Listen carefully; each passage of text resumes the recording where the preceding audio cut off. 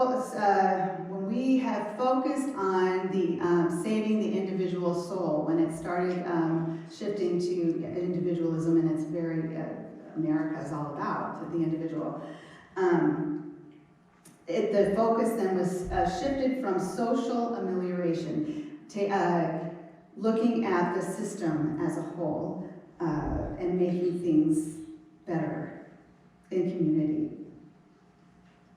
When our doctrine focuses exclusively on saving individual souls, the entire project loses sight of whole systems, of the family, of the community, of the town, of the country.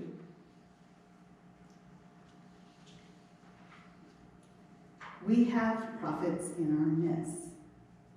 Some of you, your strongest gift is prophecy, is the prophetic, whether you realize it or not. The problem is we don't like to hear what they have to say. It requires that we listen with that inner ear, that inner wisdom, that space where my spirit can hear the Spirit of God on a matter, where your spirit can discern God's meaning. Because isn't that the purpose of this entire project? The project of living out Jesus' mission in the power of the Spirit to love God with everything and our neighbor as ourselves. Still, we are all members of the same body, though many we are one. Each gift as important as another, each necessary for the other. And those with similar gifts also need to listen to one another, right? We talked about this last time. We must listen to each other on a matter. The discernment God enlightens me, my spirit, which shines light on a matter, is from one angle, right?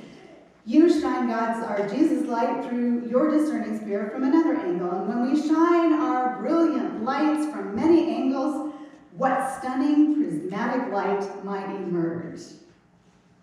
And remember C.T. Studd, the light that shines farthest shines brightest nearest home. All of you together, all of us together are Christ's body.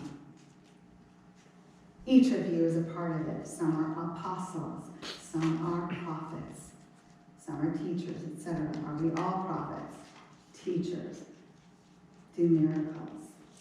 Do we all have the gift of healing? Of course not. So you should earnestly desire the most helpful gifts.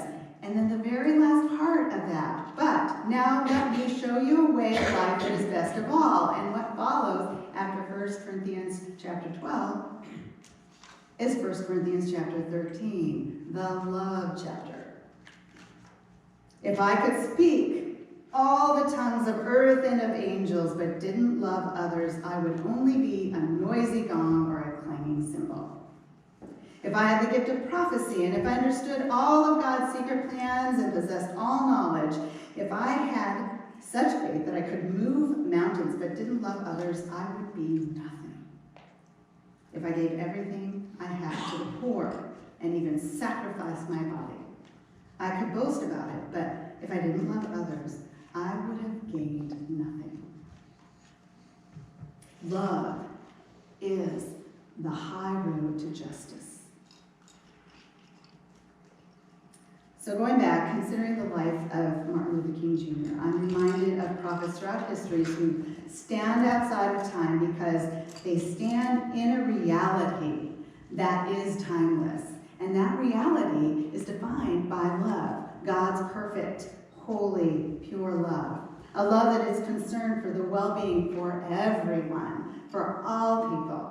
A love that yearns for justice and righteousness, making things right in this world. It's motivated by love. It's motivated by love. A love that notices. And a love that is not afraid. A love that doesn't stand by, but takes action. It sees the effects of one's action or inaction, the implications for the future. It holds the future in view in light of the past, God's creative action punctuated, pierced by God's greatest act of love, the incarnation. Martin Luther King preached some powerful words, but I especially appreciate these from Strength to Love.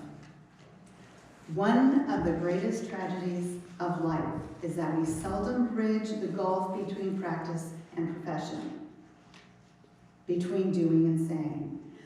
A persistent schizophrenia leaves so many of us tragically divided against ourselves, even internally.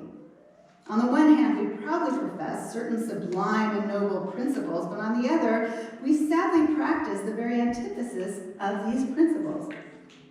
How often are our lives characterized by a high blood pressure of creeds and an anemia of deeds? We talk eloquently about our commitment to the principles of Christianity, and yet our lives are saturated with the practices of paganism. And he refers to democracy as turning into a sort of paganism. We proclaim our devotion to democracy, but we sadly practice the very opposite of the democratic creed. We talk passionately about peace, and at the same time, we assiduously prepare for war. We make our fervent pleas for the high road of justice, and then we tread unflinchingly the low road of injustice. This is a strange dichotomy, this agonizing gulf between the ought and the is. And it represents the tragic theme of humanity's earthly pilgrimage. I recently finished the book of Malachi again. And Malachi repeats God's incessant complaint against those God created to love each other. He says, I will speak against those who cheat employees of their wages, who oppress widows and orphans, who deprive the foreigners living among you of justice. For these people do not fear me, says the Lord of hosts. Straight out of Malachi.